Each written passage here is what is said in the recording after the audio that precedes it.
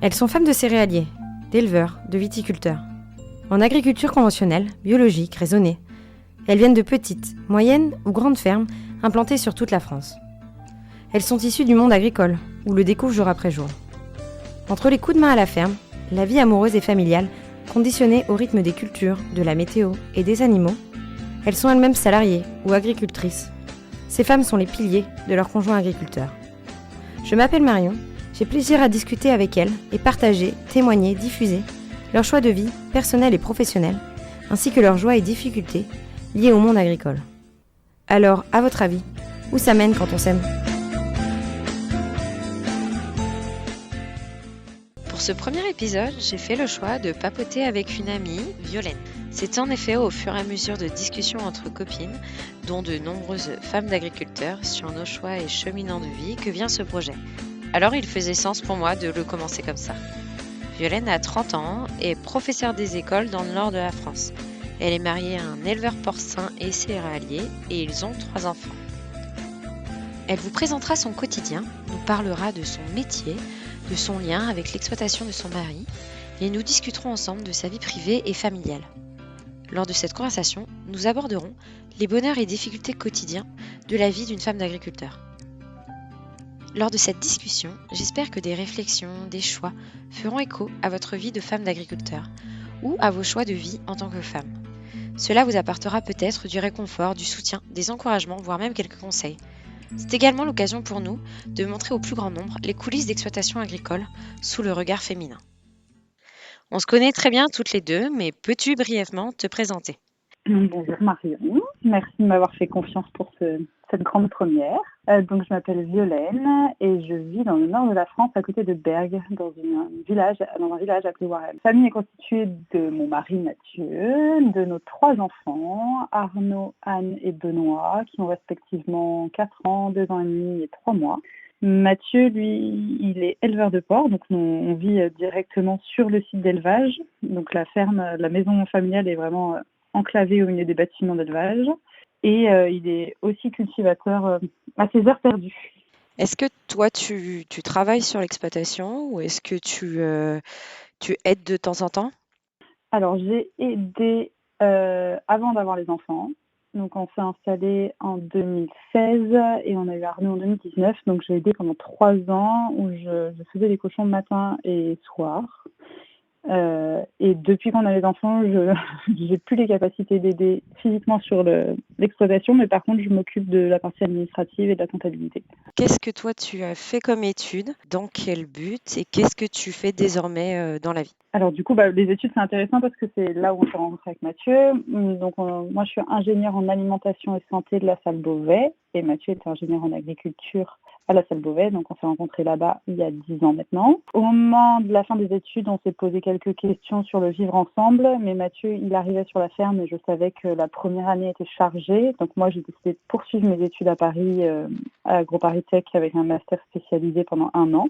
Et du coup, je l'ai rejoint 1 an après ici. En arrivant ici, du coup, j'ai directement cherché à travailler dans l'agroalimentaire. Donc, je me suis fait embaucher par Marine Arvette, une industrie agroalimentaire de saumon, pour lequel j'ai travaillé 1 an.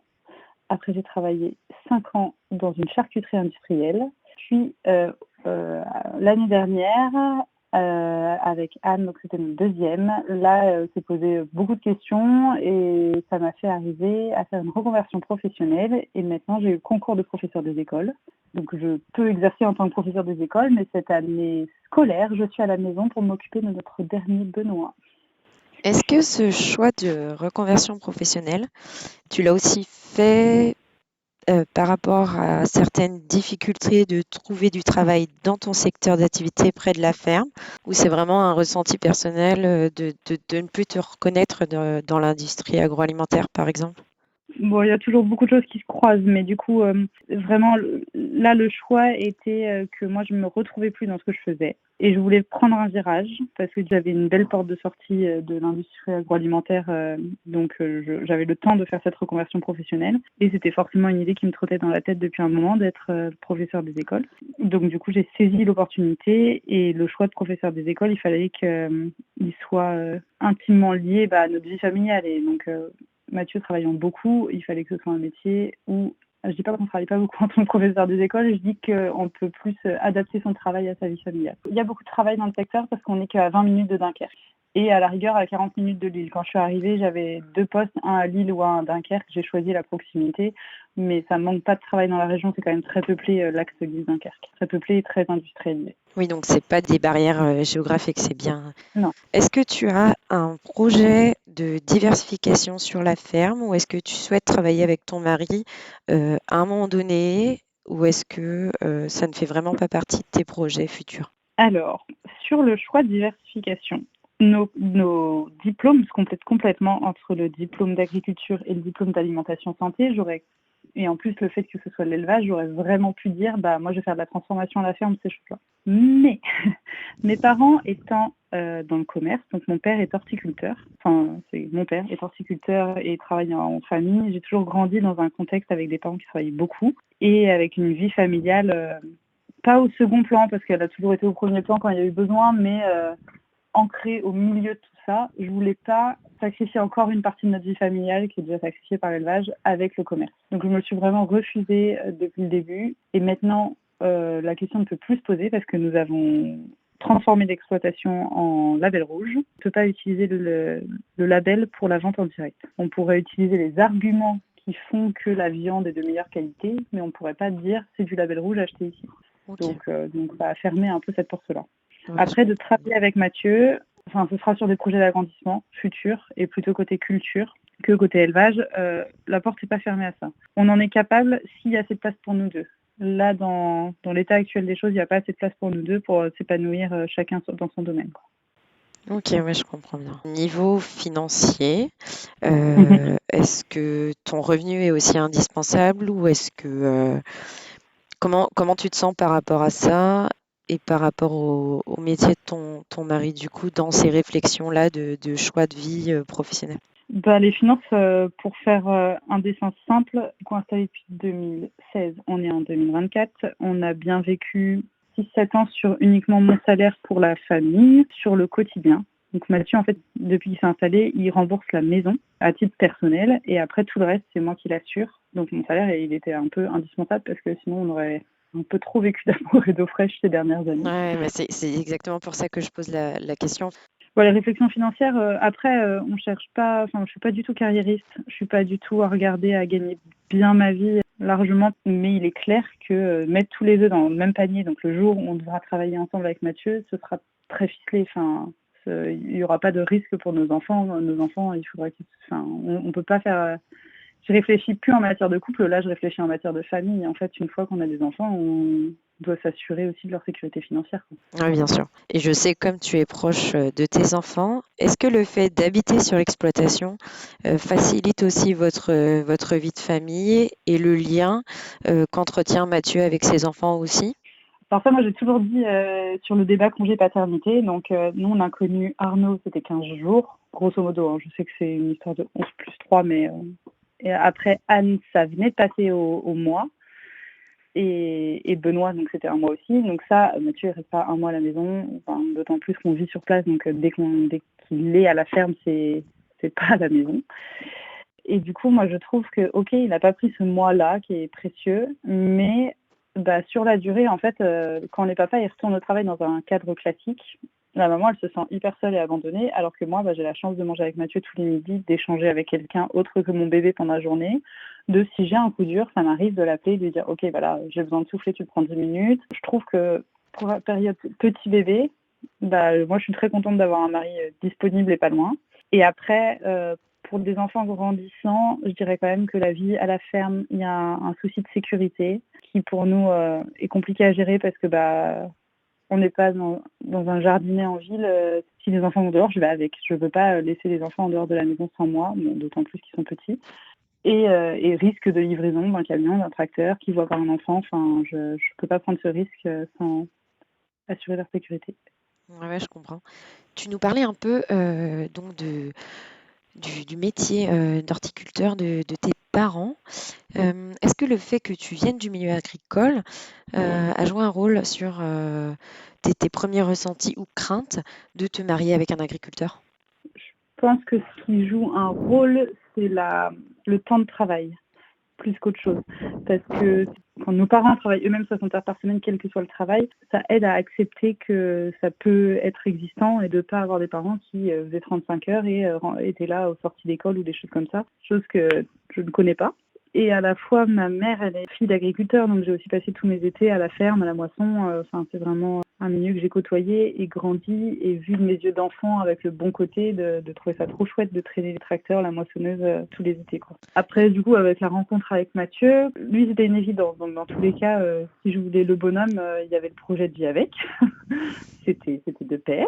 Donc ça, il n'y a jamais eu de quiproquo là-dessus. Après, la délicatesse de vivre avec lui là-dessus, c'est qu'on a repris une exploitation qui n'est pas familiale. Donc Mathieu a repris ça à des personnes qui avaient 3 fils qui ne voulaient pas reprendre la ferme, parce que le père de Mathieu est encore en activité, lui-même éleveur de porc. Mais se posera un jour la question de la ferme familiale. Et cette ferme est à 20-25 minutes de chez nous, et dans l'élevage, il n'est pas possible de vivre à 20-25 minutes d'un site d'élevage. Donc il nous reste encore des questions à se poser, et celle-là, elles sont un peu moins évidentes, parce que moi, j'ai déjà fait mon grand changement de vie quand j'ai déménagé de la Seine-et-Marne dans le Nord. Donc il n'est pas évident pour moi de refaire un changement de vie, même si c'est qu'à 25 minutes, ça va vraiment m'éloigner de ce que je suis en train de construire actuellement, quoi. De changer les enfants d'école et ces choses-là, moi, ça m'embête pour l'instant.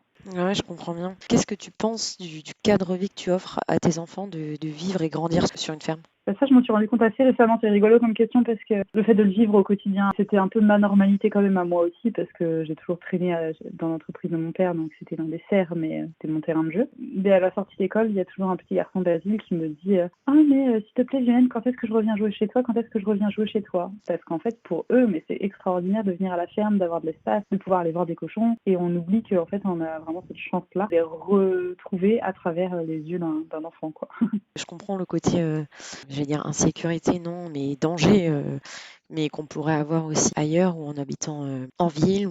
C'est un peu pour ça que je voulais que tu nous parles un peu voilà, de la joie que tu vois de tes enfants, ou Arnaud qui va dans les cochons, etc. et qui pour lui c'est banal, alors qu'en fait c'est aussi super chouette de vivre comme ça au milieu des animaux. Et tu parlais un peu donc de ton organisation familiale et le fait de ne pas spécialement vouloir bouger, parce que là tu viens de construire ton socle, etc. Est-ce que vous avez une vie sociale importante, des amis et de la famille autour de vous, autour de la ferme? L'entourage familial, les parents de Mathieu donc sont en 25 minutes et en activité tous les deux. Mes parents sont à 300 km et en activité tous les deux. Donc ça, on n'avait pas trop mesuré non plus le jour où on a décidé de fonder notre famille que ça pouvait être compliqué de ne pas avoir de relais à ce niveau-là. Mais j'ai aussi parlé des anciens propriétaires de la ferme. Eux sont partis vivre donc au village, au centre du village, et sont notre 3e paire de grands-parents, quoi, qui peuvent nous aider si on a une problématique avec les enfants. Et à la fois lui quitte pas sa ferme trop, donc il continue à venir beaucoup nous aider, et ça se passe très bien, parce que je sais que parfois il y a des papas qui traînent à la ferme en ayant cédé office et ça peut créer des tensions, mais nous on est vraiment très heureux de leur présence, de leur aide, de leurs conseils, de tout ça. Donc on est entouré par eux. Et après, la vie sociale, on va dire amicale et ces choses-là, alors elle est encore assez riche. Moi, j'ai décidé de m'investir dans l'associatif. Donc, j'arrive à trouver un équilibre par ce biais. Et nos amis, on a du mal à faire la part des choses. Est-ce qu'on sort moins depuis le Covid, ou est-ce que sortir ou recevoir, ou est-ce que c'est plutôt le fait d'avoir eu des enfants? Mais on a encore on a encore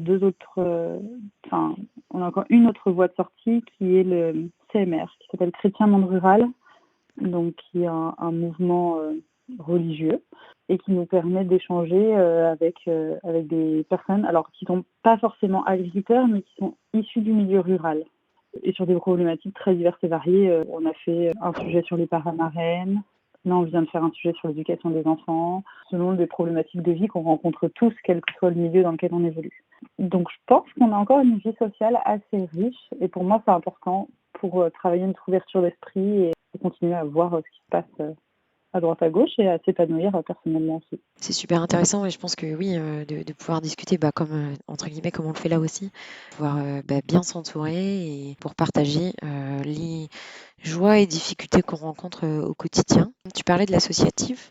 Quelle est l'association dans laquelle tu fais partie, et qu'est-ce que ça t'apporte? Alors là, ça fait 4 ans que je suis engagée chez Materlait, qui est une association purement dunkerquoise, qui est du soutien à la parentalité et un peu plus particulièrement à l'allaitement. Moi, ça m'a permis de rencontrer des gens quand je suis arrivée en tant qu'adhérente dans l'association. Vu notre passe en école d'ingénieur à beaucoup s'investir dans différentes associations, il était primordial pour moi de garder un pied dans l'associatif dans ma vie active. Donc j'ai cherché et en fait c'est venu à moi quand moi j'ai adhéré à cette association qu'on pouvait être bénévole. Et pareil en termes d'ouverture d'esprit, moi je continue à progresser sur des sujets du coup de ressources humaines, d'événementiel, de communication. Parce que c'est pas mon cœur de métier et le faire à titre associatif, ça fait beaucoup grandir. Et après, évidemment, le fait d'aider des jeunes parents, c'est quelque chose qui me tient à cœur et pour lequel je suis ravie de m'investir. Et félicitations parce que faire de l'associatif en plus d'une vie familiale chargée et d'un conjoint très occupé par son travail, je trouve que c'est vraiment chouette. Est-ce que, donc on parlait tout à l'heure de la vie de famille et notamment donc de ce rythme de travail important qu'a Mathieu. Est-ce que vous partez en vacances? Est-ce que ça t'arrive de partir sans lui? La question. Je pense que ça reste une des questions les plus posées entre femmes d'agriculteurs. Moi, je sais que là, les personnes que je rencontre, femmes d'agriculteurs actuellement, on se taquine un peu sur ce sujet-là. En fait, ça reste presque une réussite de dire « Hey, j'ai réussi à le faire partir en vacances. » Ouais. C'est une question de lâcher prise de l'agriculteur, plus que de... Parce que la logistique, maintenant, il existe 1000 solutions. Donc, à nous de les mettre en place. Mais il y a ce truc qui traverse les générations d'être dévoué à son travail. Et puis, il est passionné, quoi. Enfin, tous les matins, il se lève, il est très content. Franchement, sur les 365 jours de l'année où il bosse, il y en a peut-être 2 où il a pas la niaque d'y aller, quoi. Mais sinon, tous les matins, il est vraiment content d'aller à son travail. Et quand je le regarde, je me dis, ouais, il faut que... Moi, je pense à mon épanouissement professionnel et à être tous les matins comme lui. Ce qui n'a pas toujours été le cas. Et c'est pour ça que j'ai fait bouger les lignes aussi à ce niveau-là. Nous ne partons pas en vacances avec Mathieu. Je vais modérer un peu mon propos. En 2023, nous sommes partis 48 heures en couple. Et c'est tout. Et en 2022, on est parti la journée de Noël plus 3 jours au ski. Et moi, ce qui me chagrine, il y a un seul point, c'est que Mathieu, lui, partait toujours 1 semaine par an avec ses parents. Et il a du mal à se l'astreindre lui-même. Moi, je lui demande pas plus qu'1 semaine par an et ça me paraît pas la mer à boire, mais pour lui, c'est beaucoup. Donc, j'y arrive pas. Et moi, j'ai une famille qui part beaucoup, beaucoup en vacances. C'est des semaines de tarés. Mais on partait 3 semaines l'été, 1 semaine à la neige, dans la vie minimum, quoi. On était présents pour les vacances et nous offrait de très, très belles vacances. Et est-ce que vous arrivez à avoir un peu de temps à deux, que ce soit à la maison ou en dehors, sans parler de vacances pour autant? Le temps à 2, en fait, on a un fonctionnement de couple qui nous est assez propre, mais on n'a pas besoin de longs moments à 2 en tête-à-tête. On grappille les minutes qu'on a, on sait qu'elles sont précieuses, on les prend en compte. On n'a pas ce besoin de se retrouver à 2 qui est très important. On aime être entouré. Enfin, en fait, nos moments à 2, ça va arrêter notre soirée CMR. C'est pas du tout un moment à 2, on est 6 couples. Mais à la fois, on sort, on parle pas du boulot, on parle pas de la logistique des enfants, de l'organisation familiale ou quoi, on parle de grands sujets de vie. Donc ça va être ça, des moments à 2 pour nous quand même. Dans notre organisation familiale, on a choisi que Mathieu, comme il travaille tout près de la maison, il fait une pause sur la partie repas et coucher des enfants. Il ressort le soir. Donc là, on enregistre ça, il est plus de 8 heures. Lui, là, il va rentrer vers 23h minuit. Et moi, je vais en profiter pour faire soit ce que j'ai envie ou quoi, mais c'est jamais des moments à 2 dans les soirées. Mais on s'est croisés ce midi, on s'est croisés au petit-déj, on a pu échanger sur ce qu'on voulait. La journée n'est pas rythmée autour de moments à 2. Oui, mais il a pris le temps aussi pour ses enfants dans sa journée et dans votre organisation et dans votre rythme familial aussi. Ça a part d'importance peut-être pour vous. Ah oui, complètement. Moi, je préfère vraiment qu'il soit là au moment des enfants plutôt qu'il rentre 1 heure plus tôt pour qu'on soit en tête-à-tête. Au milieu des enfants, on a aussi des moments qui sont en tête-à-tête, on arrive à se parler quand même. Donc, l'équilibre, là, aujourd'hui, il est bon parce que là, on est aussi passé en infériorité numérique avec l'arrivée de Benoît. Donc, on a aussi besoin d'être 2 adultes contre 3 enfants pour la partie dîner et coucher, c'est pas trop, quoi. On est une équipe. Enfin, ce qu'on n'arrête pas de dire, c'est qu'on est une équipe et on sait qu'il y a des moments où, pas que le couple il s'éloigne, mais il passe un peu plus à l'arrière-plan et on sait que tout d'un coup il reviendra. On a une phrase qui nous a beaucoup marqué dans notre préparation au mariage, parce qu'on arrivait à la préparation au mariage, on a parlé vie de famille, on a parlé qu'on voulait des enfants et ces choses-là. Et le prêtre nous a dit, mais les enfants, c'est 18 ans, hein. et vous allez faire au moins 70 ans de mariage. Donc on l'a regardé, on a un peu souri, et on a dit, c'est vrai, on prend le problème à l'envers, on dit à nous de dire que pendant 18 ans, on est peut-être un peu dévoué à notre famille, en prenant soin de notre couple, il ne faut pas le négliger non plus, mais ce ne sera pas notre priorité parce qu'il nous restera aussi les 50 prochaines années pour être à deux, quoi. En fait, on se focalise aussi sur le fait que ça va passer beaucoup trop vite ces années avec les enfants. Donc on prend ce qu'on a à prendre au jour le jour. Vous avez l'air très heureux dans ce rythme-là. Donc, comme tu le dis, tant que Mathieu se lève heureux d'aller travailler tous les jours, que vous trouvez votre rythme et que vous avez du temps de famille, moi, ça me semble déjà très, très épanouissant comme vie. Et je trouve que vous surmontez les contraintes liées au monde agricole plutôt avec brio. Et c'est des contraintes finalement de temps, d'horaire qu'on pourrait avoir aussi dans d'autres métiers. Et comme tu dis, voilà, le fait de vivre à la ferme, etc., et que Mathieu puisse voir ses enfants à différents moments de la journée, aboutit à un beau résultat quand même au quotidien au final. Oui, et puis je pense que la clé, mais comme dans des familles qui ne sont pas d'agriculteurs, mais d'autant plus dans les familles d'agriculteurs, c'est l'adaptabilité. On vit aussi en fonction de la météo. Je sais qu'il y a des soirs où Mathieu ne sera pas là parce qu'il sera en train de faire un truc dans les champs parce que c'était le jour telle heure et que demain il pleut et que ça ne pourra pas se faire. Et il n'y a pas de souci. On essaye toujours de jongler le planning avec ça. Et l'adaptabilité, elle est aussi de dire, ok, Mathieu travaille comme un fou, mais il y a que 2 mois. Donc j'avais Anne et Benoît, je suis partie en Seine-et-Marne sur 24 heures. J'avais pas envie de prendre les 3 enfants parce que oui, donc régulièrement je pars aussi en Seine-et-Marne avec mes 3 enfants sans mon cher mari. Et là, cette fois-ci, je lui ai dit, garde Arnaud, passer un temps privilégié à 2 et on est rentrés de ces grosses 24 heures hyper satisfaits tous les deux en disant, lui, il a conjuguer boulot et vie familiale, parce que c'était plus possible avec un enfant de 4 ans qu'avec un bébé. Donc il a pu conjuguer les deux et ils ont passé un temps de qualité. Enfin, c'était super chouette d'être juste papa et Arnaud. Et moi, j'ai aussi pu un peu lâcher de pression parce que s'occuper de 2 enfants des 3, c'est un peu plus simple. Tu parlais tout à l'heure d'aider des jeunes couples. Est-ce que tu aurais un message à faire passer à une femme d'agriculteur qui vit peut-être une période un peu compliquée ou qui se re-questionne un peu sur tout ça, sur son rythme de vie et sur son équilibre? Qu'est-ce que toi tu lui dirais? Je vais ressortir le deuxième conseil très important de ma préparation au mariage, c'était qu'avant d'aimer l'autre, il faut bien s'aimer soi-même. Moi, toutes mes aspirations à mon bien-être, à mon bonheur, ne reposent pas que sur les épaules de Mathieu. Parce que sinon, je pense que ça ne peut pas marcher. Parce que pour être une équipe, il faut vraiment être solide personnellement, donc travailler sur soi-même et sur son équilibre pour pouvoir être là dans son couple, être là en termes professionnels et je pense que tout est possible, mais dans la vie tout change. Enfin, là, tu vois, on a décrit que quelques années de ma vie. Il y a un moment, j'aidais au cochon, maintenant j'aide que à la compta. Il y a des enfants qui arrivent, il y a un mariage, il y aura des projets. La vie, c'est toute une adaptabilité et peut-être que là, c'est un peu moins facile. Nous aussi, on a eu des périodes beaucoup faciles, mais demain, il fera beau et il y aura toujours des solutions. Elles ne sont pas forcément évidentes. Il faut les chercher, elles existent forcément. Je pense que c'est une très belle fin pour ce premier épisode. Un grand merci, Violaine, pour cet échange. Merci à toi de prendre le temps d'écouter chacun. C'est ainsi que s'achève notre échange. Si cet épisode vous a plu, n'hésitez pas à le diffuser autour de vous. Mesdames, si certains propos font écho à votre vie ou au contraire sont bien différents de vos choix professionnels et personnels, alors n'hésitez pas à venir discuter avec moi dans un prochain épisode.